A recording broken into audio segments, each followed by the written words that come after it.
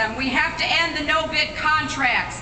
We have to restore competence. I mean, that's not exactly your typical applause line. But it's true, isn't it? Just think how you felt 2 years ago watching on your television set while your fellow Americans were left behind. They were on rooftops. There were bodies floating down the street. And where was our president? Flying over, paying no attention. And when the people in his administration came to help, they were incompetent and indifferent. How about this for a new idea? Let's appoint qualified people to do the jobs that we expect of them.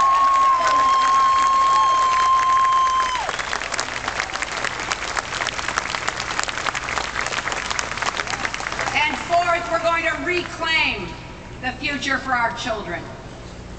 You know, there's a tribe in Africa, I think it's the Maasai. And when you meet on the trail, they don't say what we say here. You know, we say to each other, how are you?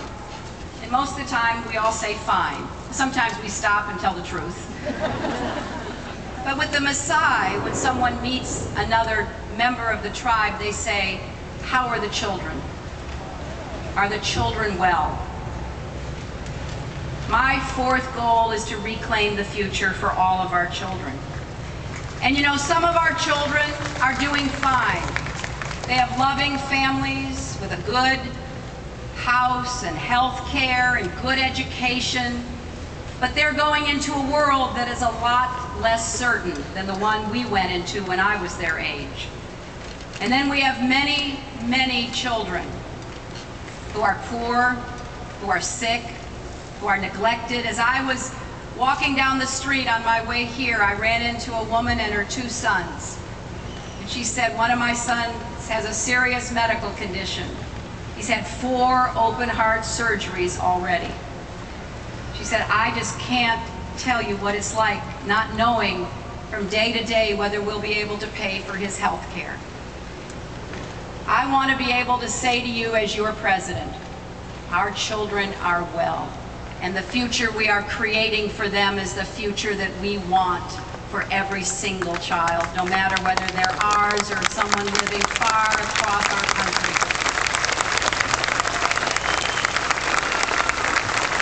Now, I think it's fair to say, how are we going to make these changes? Because you know, we have to start focusing on results, not rhetoric. On people, not process. Change is just a word without the strength and experience to make it happen. And I know some people think you have to choose between change and experience. Well, with me, you don't have to choose. I have spent my entire life fighting for change, as a citizen activist, as a young lawyer defending children, trying to change the education system in Arkansas and bring health care to rural areas. The years in the White House fighting for health care and finally getting the children's health insurance program. And those years now in the Senate. I will bring my experience to the White House and begin to change our country starting on day 1.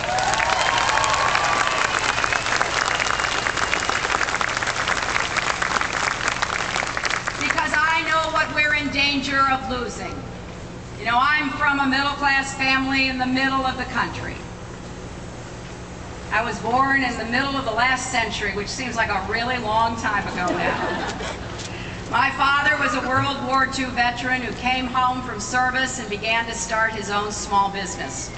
He never believed in debt. You know, he saved up the money to buy our house. He saved up the money to buy the cars we drove. He never had a credit card.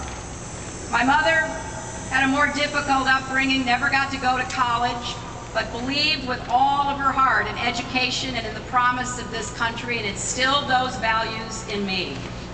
And I have tried to live by those lessons. My family and my church gave me a sense of obligation to other people. And if you had something, you were supposed to share it. You were supposed to do unto others as you hoped they would do unto you. But you should be living by the golden rule, and our politics would be a lot better if we all lived by the golden rule instead of how we conduct it today. So for me, it was a privilege to try to do all the work I've done over all these years. Because what I care about is what actually happens in people's lives. It's not an abstraction for me. When I can help a father who calls me and says, I don't know what I did wrong. I've paid my premiums. I've always been a good employee, and now the first time I need health care, the insurance company tells me I can't get my son the treatment he needs for the rare disease he's suffering from. I will carry all these voices and all these faces with me into the Oval Office. I'll remember the young woman who stood with me and tearfully told me about how she was being evicted from her home right here in New Hampshire. Or the father who said, I sure hope you'll let us do stem cell research. My son is a juvenile diabetic. All of these stories and hundreds more will be there and reminding me every day why I want to be your president. From my time in the White House and in the Senate, I have learned that you bring change by working in the system established by our Constitution. You cannot pretend that the system doesn't exist.